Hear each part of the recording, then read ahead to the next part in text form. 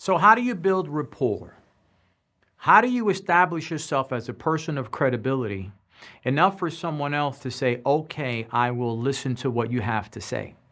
When you're brand new in the business, you've got to recognize one thing. People know you for whatever they known you as to be before you showed up now with this whole new persona or new image or new business owner.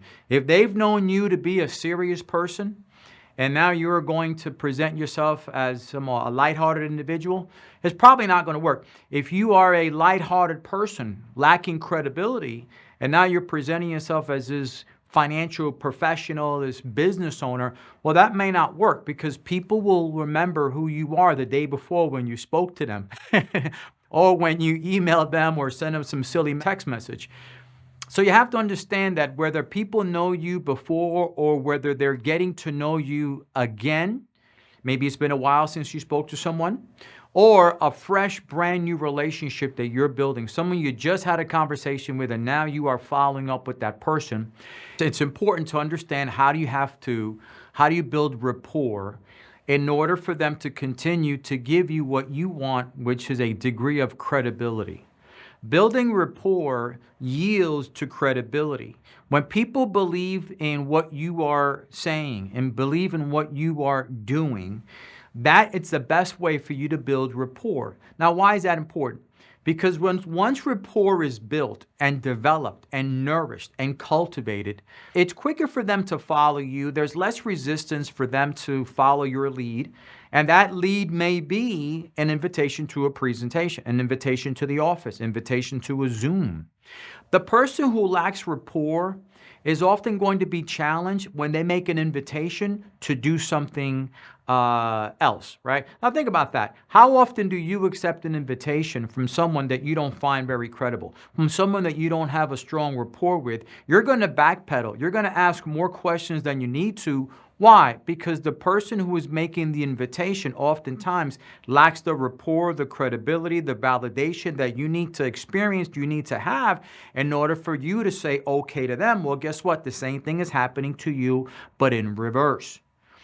Make it a point to build rapport. How do you build rapport? You build rapport, number one, by being respectful when the person says to you, not now, later, I'm not interested. When you become too pushy or inconsiderate of their time or their request for later, you lose credibility and that will damage your rapport. Sometimes patience is the big play in building great rapport. People will respect you further and give you that credibility that you're looking for when you're able to take a step back and consider their needs, their time frames first, and circle back later. Building rapport is essential for people to recognize you as not only a leader, but someone worth following, even if it is accepting an invitation.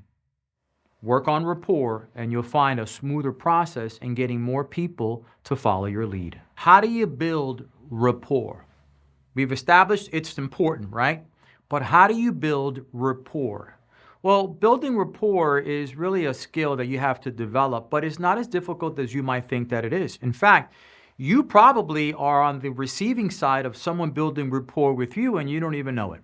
So how do you build rapport then with someone who maybe has just allowed you to visit them, maybe at their office? Maybe it's someone who you've met, right? And all of a sudden now they're giving you time to share the message of our business.